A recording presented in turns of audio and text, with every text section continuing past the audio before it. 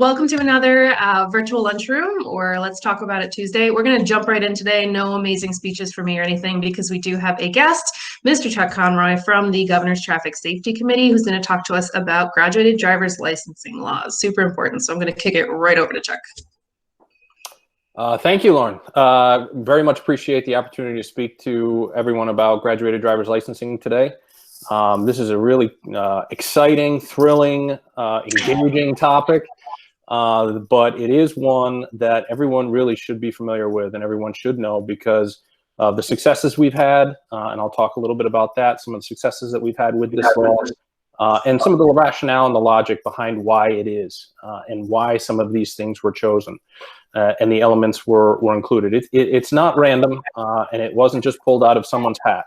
There is logic and there is justification for each one of these things, and I'm going to talk to you a little bit about that. I'm also going to get into some of the specifics of the GDL, some of the different regions, some of the different provisions, the escalating amount of restrictions based on where you're driving. But you know, at the end, I was also going to maybe perhaps help some SADD club members identify their own circumstances and their own situation by going to the DMV website. We can actually walk through and find out how you'd find the information that you'd need. So that's the plan. Once I switch to my PowerPoint, I actually can't see anyone. So what I would ask is if you do have a question or you want something and you want to jump in, that is allowable, maybe text it or message it to Lauren, and she can cut me off. She has no problem doing that. I'd like to keep this formally informal, and perhaps, you know, we can help everyone get a better understanding of the GDL and its importance. So what I will do now is try and activate the presentation. And I can actually still see you all as well as Chuck is presenting. So if you just wave at me, I can unmute you guys. Okay, I'm flying in the dark. It's like I'm in my room by myself. But here is our presentation and my information about the graduated driver's licensing law, affectionately known as GDL. The first thing I want to say is clearly, and I think a lot of people who are going to be watching this perhaps already know, but I want to reiterate that motor vehicle crashes are a leading cause of death for people ages 16 to 24. That's you. This is something that directly impacts you, choices you make every day. There are a lot of things that are communicated to our young people about safety. But one of the few things that every young person or most young people are going to do every single day that has the most risk to you is go outside and get into your car. And we want to make sure, and this whole process is about making sure that when you get into that car, you're prepared, you're aware, and you're safe. So that's our priority and that's our objective of this. To back that up with some basic statistics, this is a stat summary, which is compiled by the Institute for Traffic Safety and Management Research. And it's through the completed year of 2018. Some of you may know or may not know that crash data takes about a year to catch up. Right now, our last complete year of data is 2018. Over the past 5 years, we've seen somewhat of a standardization of the amount of crashes. We saw a good reduction in 2018. But if you look, we're still up and around 80 to 90, almost 100 in some cases, crashes, fatal crashes involving a driver ages 16 to 20 every year. So we've made some great progress, but there's still a long way to go. And just to put that into greater perspective, we're talking about almost 15,000 or averaging about 15,000 personal injury crashes. That's where someone walked away needing medical assistance. So this is still an issue. It's not solved, but GDL is doing a great job and has done a great job over time. One thing about the young drivers, particularly ages 16 to 20, is that they are overrepresented in crashes. You'll hear this a lot. And why young drivers are so at risk. Licensed young drivers, 16 to 20, only make up about 4%. Now I'm in the upper right-hand corner of this slide. Only make up about 4% of the licensed drivers. So of all the people that are out there driving in New York right now, only about 4% are ages 16 to 20. They are involved, those drivers are involved in 7% of the crashes. So almost twice as much are they represented in the number of crashes that occur. So this overrepresentation is indicative of the fact that they are more at risk to be involved in a crash than older drivers. Interestingly enough, passengers in cars driven, all passengers who were between the ages of 16 and 20 were killed or injured in vehicles with drivers who are 16 to 20 much more often. 55% of the total number of people killed or injured in vehicles who were passengers, the driver of that vehicle was a young driver. Below that, you see in the lower right-hand corner, you obviously see that among all drivers, the percentage of those involved in crashes are about 30% female and 62% male. Interestingly, for young drivers, 16 to 20, it's a little bit more equal, 43% female, 57% male. There are a lot of reasoning, and there's a lot of logic and a lot of data that goes to show why this disparity exists. But you can see that with young drivers in particular, it's a little bit more equal, and that's because the same criteria or the same things that are present for both female and male drivers are true, and that's lack of experience and et cetera. We'll get into that. Now, if you look to the left of that, the lower left-hand side, you're seeing the contributing factors of crashes. These are all the reasons why the police discovered or the police determined why a crash occurred. As you can see, it might be natural. You might think that alcohol involvement is one of the most important things for young driver crashes. It is critically important. No young driver should be driving impaired ever. You're under the limit, and driving while impaired by alcohol as a young driver is completely inexcusable. However, look below at these lower categories, your driving behavior categories. Look at how much more young drivers ages 16 to 20 in the crash report, driver inexperience is listed as a contributing factor. Look at how much more unsafe speed is listed as a contributing factor. The young drivers are the 16 to 20. All other drivers are the blue lines. Failure to yield right of way, following too closely. All of these really skill-based driving behaviors are what are contributing to these young driver crashes on a much greater scale than those drivers of all ages. So kind of coming back, why do we have the GDL law? Now, I talked about those human behaviors, those contributing factors. One thing I want to emphasize is you have not heard me say the word accident yet. Hopefully during the replay, that's actually true. But crashes are not accidents. They are not some willy-nilly thing that just happened out of the blue and are unavoidable. They're caused by choices and human behavior. Each one of those things that was on that contributing factor was a choice that driver made. They chose to drive too fast. They chose to follow too closely. They chose to do these things. And that is about 93% of causation for all crashes are one of these human behaviors. So they're not accidents, they're crashes. They were caused and they happened for a reason. So it's important when we talk about this that we're using the proper terminology. It's crashes, not accidents. And the one thing is GDL laws are scientifically proven to reduce teen motor vehicle crashes. In fact, in New York State, from 2003 to 2017, 2003 saw one of the first modern GDL laws enacted into place. It was a little bit less strict than it is nowadays. The restrictions were a little bit looser, and then those were changed in 2010. But between 2003 and 2017, there was an 80% reduction in fatal crashes among 16 and 17-year-olds. 80%. That's thousands of people between that 2003 and 2017 year who are out there walking around right now as a result of GDL and a result of this change. And what the whole purpose, the whole intent of GDL is to allow you to safely gain experience gradually before allowing unrestricted driving. We want you to take the time to learn the skills necessary. And what does that mean? You know, what is a lack of skill? Frankly, at any skill, anything you're doing ever, there are very, very few naturals. You know, Mozart was a natural musician, and we haven't had one to that scale in hundreds of years.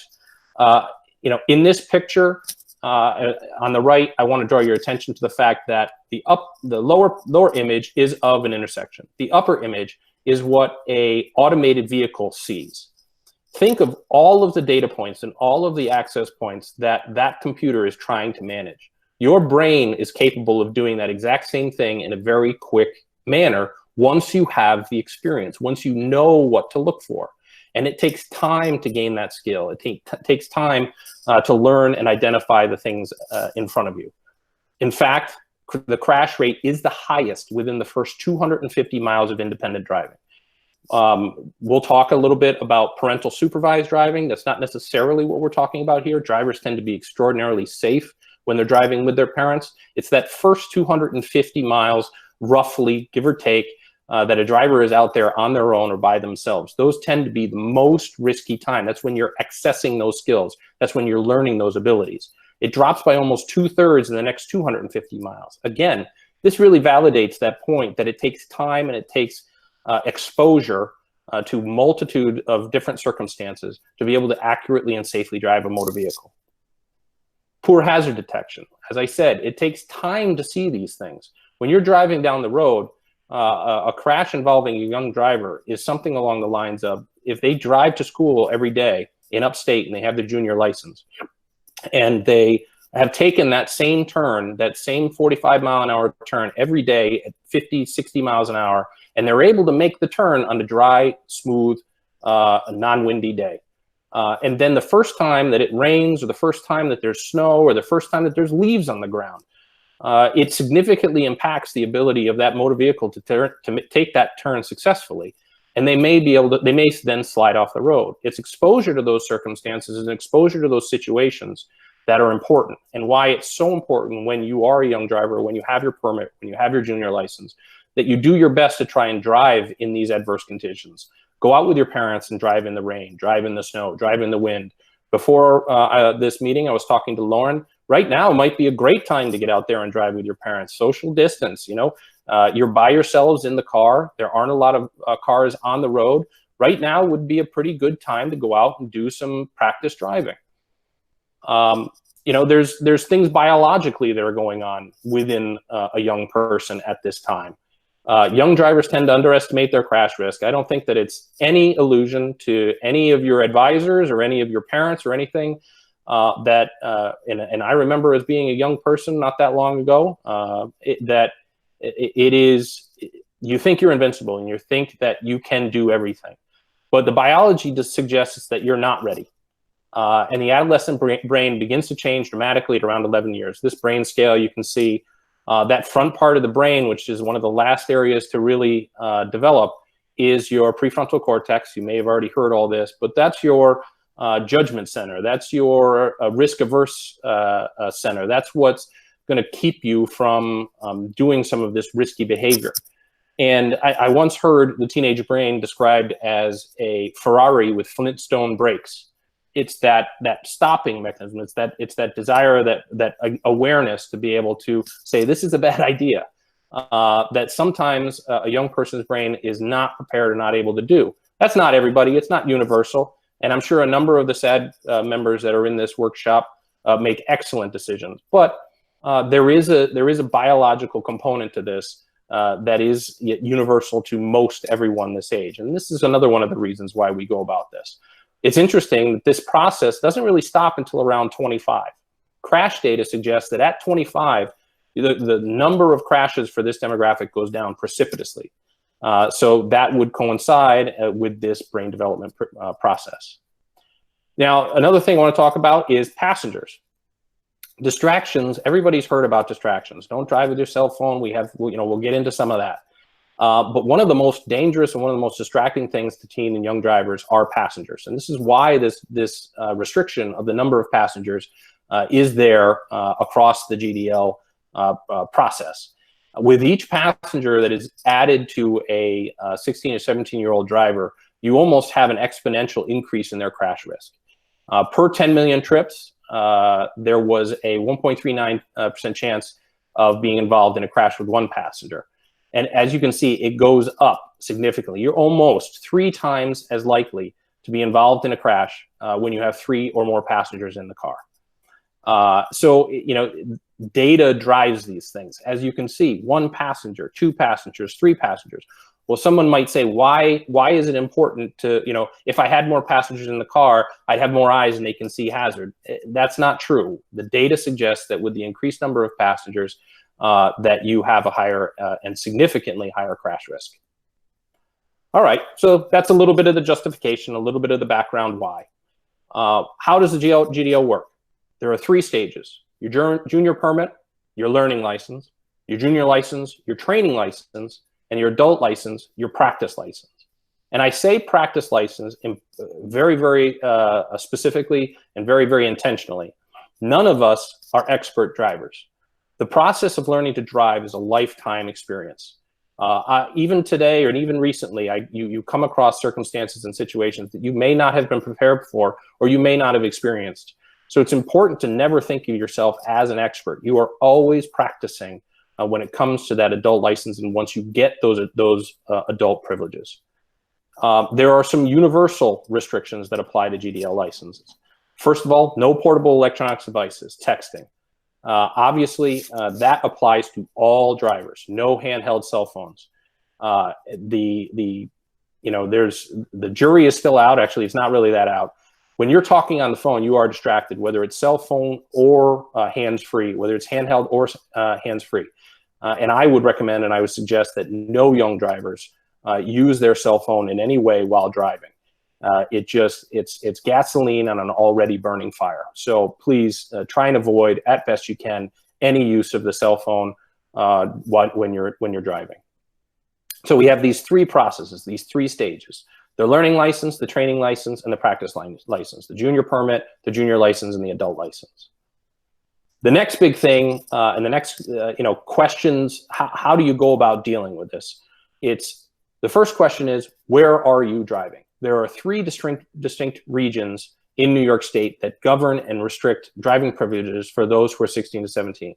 The first and the least restrictive is upstate, all other counties. That's anything basically north of the Bronx. The next and slightly more restrictive is Long Island, Nassau, and Suffolk County. And then you have the most restrictive, which is New York City, the 5 boroughs. So that's the first question whenever you talk about GDL, is where are you driving? An important distinction of this is it's not where do you live. One of the questions that was asked prior to this workshop that Lauren forwarded to me was, if I were to say, for example, live upstate and drive downstate, would I be able to drive all the way down through the city and out into Long Island? No, that's not the case. The restrictions apply to where you are driving, not where you're coming from. So if you were to drive from Albany, Syracuse, Buffalo, all the way out to Long Island, at some point, if you had your junior license, you would have to surrender control of the vehicle to a supervising driver. The next question is, what class of license do you have? So we have, within the last slide, we had junior permit, junior license, adult license. So what class of license do you have? That's the next question. So now let's get into the process. If you have your junior permit, you are eligible at 16 years of age. You must pass a written and vision test. Those can be done, the written test can be done at your school. The vision test, I believe, still needs to be done at a DMV office. You can go to a DMV office. So there are a couple of different ways to get these things done, but that vision and written test must be passed. At that point, you will be issued your junior permit. In those circumstances, you may only drive accompanied by a supervising driver. That's your parent or guardian, driver education teacher or driving school instructor, and someone over 21 with a valid license for the vehicle being driven. And that in that circumstance, you may only have one additional passenger who is non-family related. So one of the other questions that came in was, if my parents don't want to drive with me, am I able to drive with a 21-year-old older sibling who has a valid, yes, but they must have a valid license for the vehicle that you are driving. So if you are driving a car, they must have a Class D license. If you are riding on a motorcycle, they must have a Class M license. And then you may, that's for the hours of 5 a.m. to 9 p.m. And there's a slight bit of change between the hours of 9 p.m. and 5 a.m. That ability to drive with either your driver education teacher, driving school instructor, or that individual who's 21 years of age or older, those go away. And the only person that you're allowed to drive with between the hours of 9 p.m. and 5 a.m. is your parent or guardian. To jump to the stage where it's a little bit more restrictive. On Long Island, you must drive only the immediate supervision of your parent, guardian, person in loco parentis. That's basically someone assigned specifically in writing by your parents, a driver education teacher, a driving school instructor, and you may only have one passenger. The person above must be at least 21 and have a valid license for the vehicle being driven. Now, an important distinction, that person cannot be someone who is not one of the people above. That is simply criteria that your parent or your guardian must be 21 years of age or older. And then between the hours of 9 p.m. and 5 a.m., you must not drive. You're not allowed to drive between those hours of 9 p.m. and 5 a.m. under any circumstances. New York City. You must drive only the direct supervision of your parent, guardian, person in loco parentis, driver education teacher, driving school instructor. Again, may only have one passenger. And that person must be 21. Again, all of those stay the same. The addition is any vehicle driven by a GDL license holder or GDL permit holder in New York City must have dual control brakes. If any of you have taken driver education or been involved in a driver education class, that's on the passenger side. You have an additional brake pedal, which is available to the passenger of the vehicle. That must be there for you to be able to do your permit driving with your parent or guardian or one of these other individuals in New York City. That's within the greater 5 boroughs. And then between the hours of 9 p.m. and 5 a.m., you must not drive. Okay, so you've done your permit. You've gotten your permit. What's next? What's the next step? That permit must be in valid status for a minimum of 6 months. So if you go in and you get your junior permit on your 16th birthday, you're not able to take your road test and get your DJ license until you're 16 years and 6 months. That 6-month waiting time is there and mandated to make sure that you're getting that experience and you're doing practice driving with your parents. As again, we called this the practice license or the training license. Actually, which was it? It was the practice license. And then, so when you're doing that, you have to do 50 hours of supervised driving time with those parents, 15 of which are after sunset. And within that 6 months, some people say, oh, well, it's June. And the sun doesn't set until 9 o'clock. What am I supposed to do? 15 hours. It gets late. It gets dark in September around 7, 8 o'clock, 6, 7, 8 o'clock. So you're able to throughout the course of that 6 months, you should be able to find 15 hours of which are after sunset. You also have to complete a 5-hour pre-licensing course and or a driver education course. Now, when I talk about driver education course, that's your high school-based driver education, state-certified driver education course, which will provide at its completion the MV285 course completion certificate. I'll talk about certificates in a moment. The 5-hour pre-licensing course is offered by a number of driver training programs or driving schools across the state. If you're interested in a driver pre-licensing course, you can definitely go to the DMV's website where they list a number of different courses. You must present these valid forms to the DMV license examiner. That's the individual who conducts your road test. You have to present either your 5-hour pre-licensing course certificate or your driver education course certificate, as well as the certificate from your parents, which certifies that you did the 50 hours of supervised driving, 15 of which are after sunset. Okay, so you've done all that. You passed your road test. Hallelujah. You did make it. You are now you now have been issued and have your DJ license, your Class DJ license. That's great news. We are now into the training phase of your junior license or of your licensing process. You are allowed to drive unsupervised. Big caveat, this is upstate. All right, so this is anywhere north of Westchester County. You are allowed to drive unsupervised only between the hours of 5 a.m. and 9 p.m. You must have no more than one non-family passenger under the age of 21. If you have a supervising driver, say for example, you have your parent in the car, you're able to have more passengers. If there is no supervising driver, you must only have one passenger who's under the age of 21. And everyone in the vehicle must wear a seatbelt. We just recently passed in New York State a seatbelt law. It has always been a rear seatbelt law. It has always been the case that a young driver or a junior license holder must have everyone in the car wear a seatbelt. That has been universal since the beginning of this law. So, it's up to that young driver to make sure that everyone in that car is buckled up. Junior license on Long Island. it's more restrictive. You may drive unsupervised only directly between your home and these circumstances: employment, a work-study program, a course at a college, university, or registered evening school, a driver education course, or while engaged in farm employment. And you may drive in situations other than mentioned only when accompanied by your licensed parent, guardian, personal load. So what that last statement means is basically you still have a permit. You still have the rights and the ability to do what you did with your journey permit. One thing that is not here that I think confuses a lot of people is you can't drive to school. You're not allowed to drive to school if you're 16 or 17 and you have your DJ license.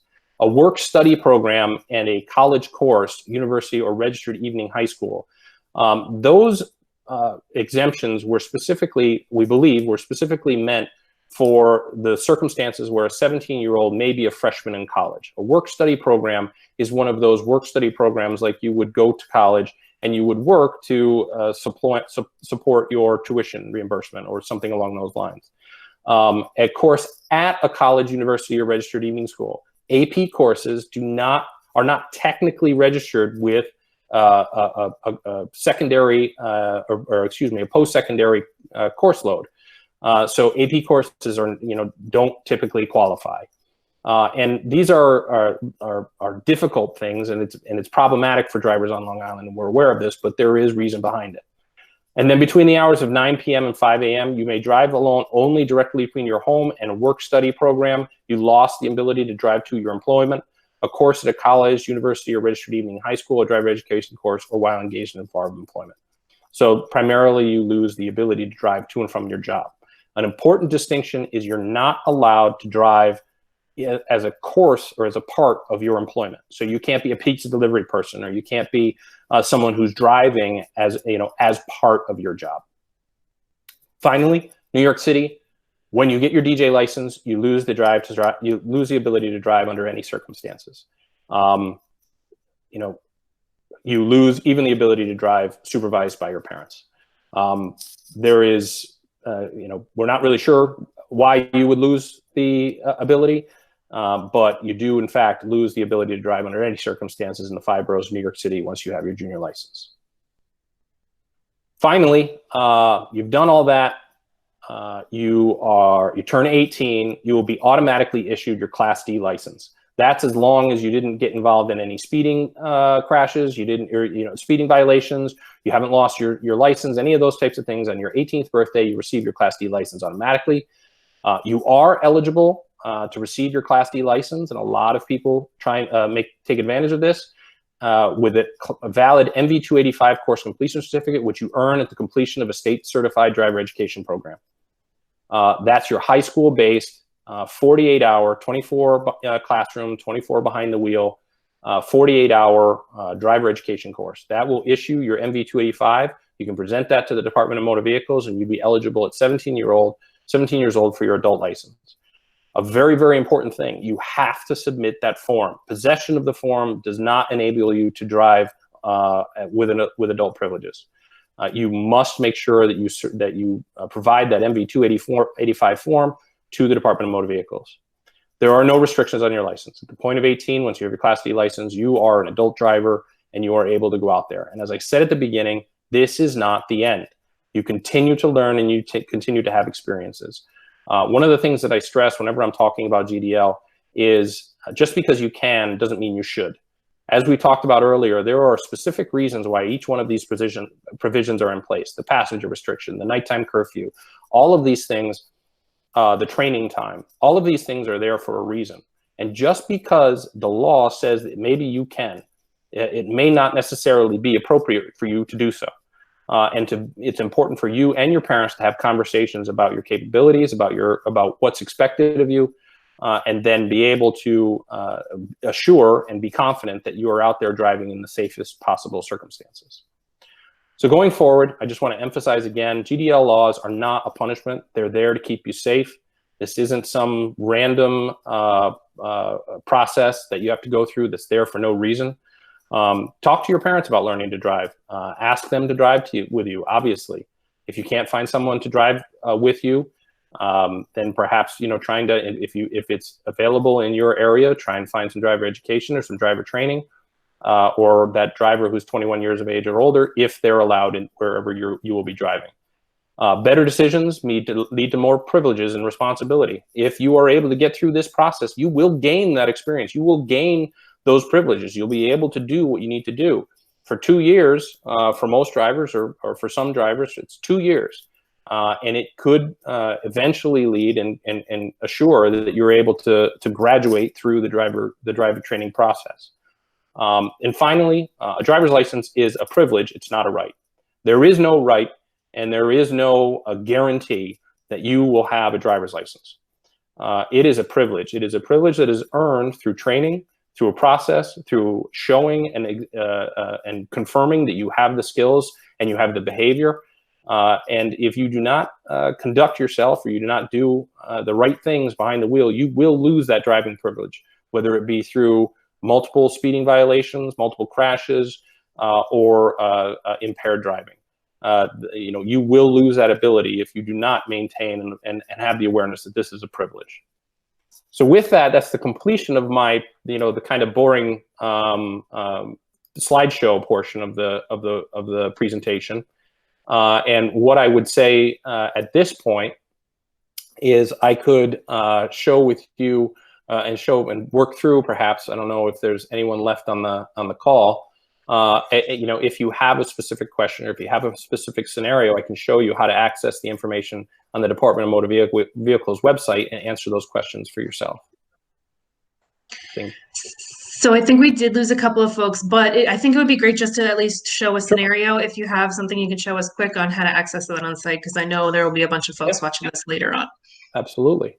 So I want to share the New York State Department of Motor Vehicles website, which has all of your, are you seeing I clicked the wrong tab. Yep. Are you seeing the I see the Young Drivers Toolkit. Okay, excellent.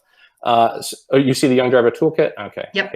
I unfortunately clicked the wrong tab. So I gotta start technology. We're doing great. Everything's amazing. Yeah. So let's see, a Chrome tab. There we go. Okay.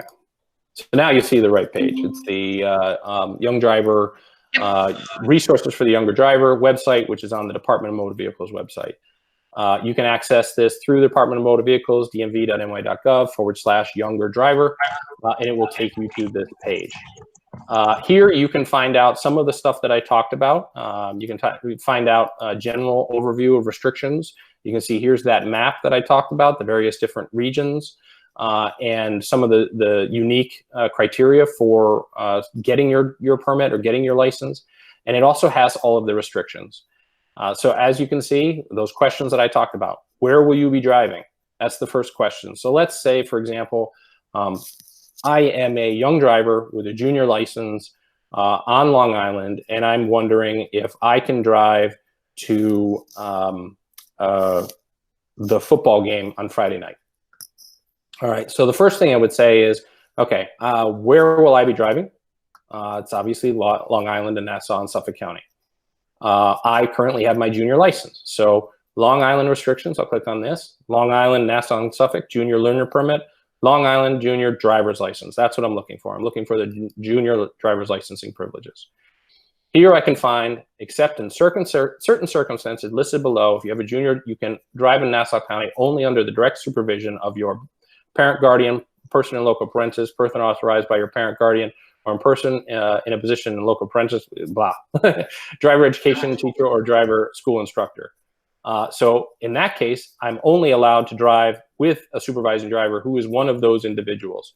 Can I drive to the football game? No, I cannot.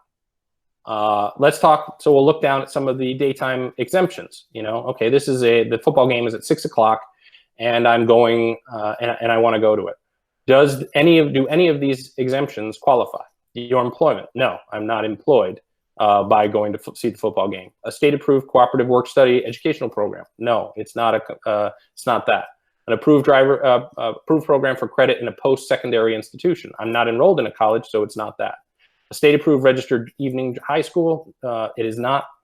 While engaged in farm employment? It is not. An approved driver education course? It is not. So As I've gone through this process, I've identified that driving to a football game on Long Island with a junior license is only allowable if I'm under the direct supervision of a parent or guardian, etc. So that's a way you can go about finding this information. There are a couple other resources that I wanted to share. There's a wonderful print brochure, print document that was done by a partnership with the Department of Motor Vehicles, Governor's Traffic Safety Committee, and the Department of Health, which is available on the Department of Health website. I'll share that with you here. And you can see that there are publications which specifically deal with each of the various regions. And once this loads, you can see it provides a lot, in a little bit less technical terms than the DMV website, some of the rationale and some of the justification and some of the things that you're able to do with a driver's license. If you're interested in this document, I will make sure that Lauren and SADD have it available. And you can definitely contact them and they'll be able to give it to you.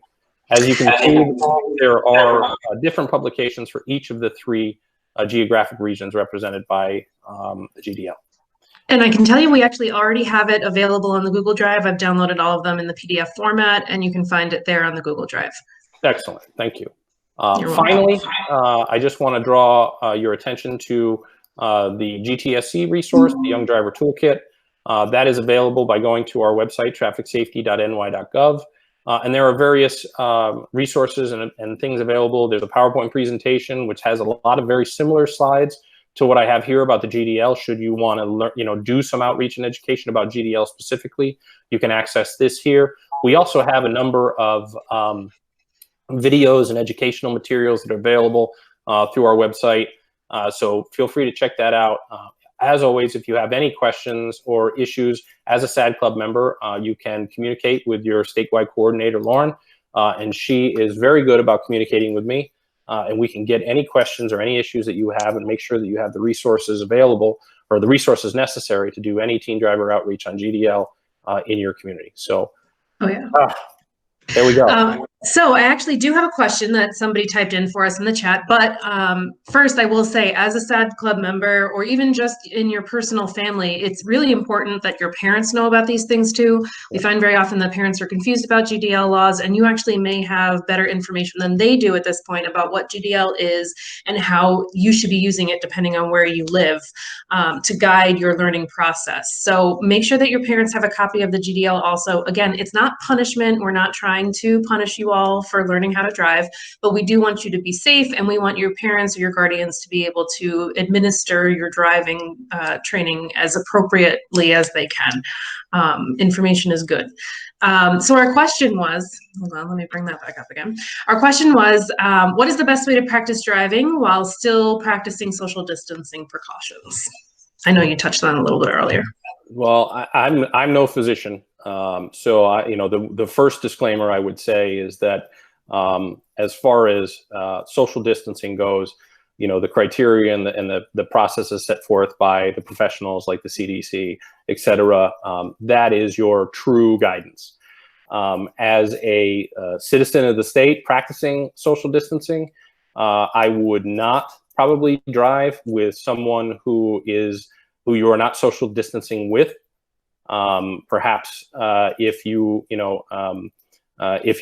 are social distancing with your parents, you can go out with them. If you have another relative or another individual who's going to be doing that training with you, who you are not social distancing with, I would either A, take precautions, significant PPE, or covering up your face, try and avoid direct personal contact, roll down the windows. I mean, I'm not sure.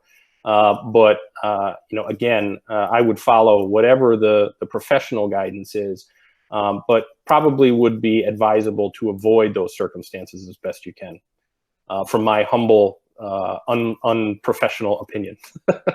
Yeah, I would agree with that, particularly if your supervising driver is going to be self-isolating because they, for instance, work at a hospital or some sort of medical facility where they have continuous contact with folks. You definitely want to make sure you're following CDC guidelines. I will post some things later on about where you can find those guidelines that can better help out. Do a little research for you. So If there's not any more questions, we're really thankful to Chuck for being able to do this for us. I know GDL is kind of a confusing topic for a lot of us, especially if we live like in the border areas between downstate and the city. And so make sure that you know that it's not about where you live, it's about where you're driving.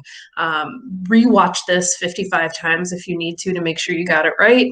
You can download those resources about the GDL specific laws to each area from the website that Chuck showed us from DOH. You can also get access to it through the GTSC's website. And we have it on the Google Drive, so there's no excuse. And if you have any additional questions, like Chuck said, I'm more than happy to forward things on to Chuck. We can get the direct answer for you. So feel free to either email me, you can text me as usual, 518-749-0060, or call us, or you can DM us on social if that's easier for you too. We'll answer whatever we need to. Any parting words, Chuck? No, I just want to, thank you, Lauren.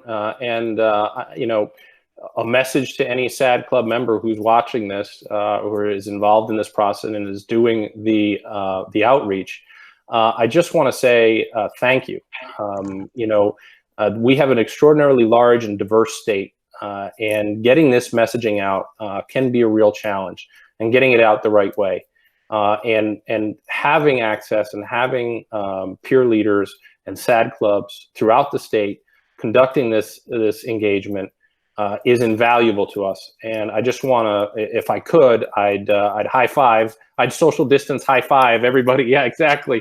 And say, keep up the great work, because legitimately you're saving lives. And I thank you very much. Absolutely. Well, thank you, Chuck, for being on. We appreciate all the info. And guys, again, give us a shout anytime. We're more than happy to answer your questions.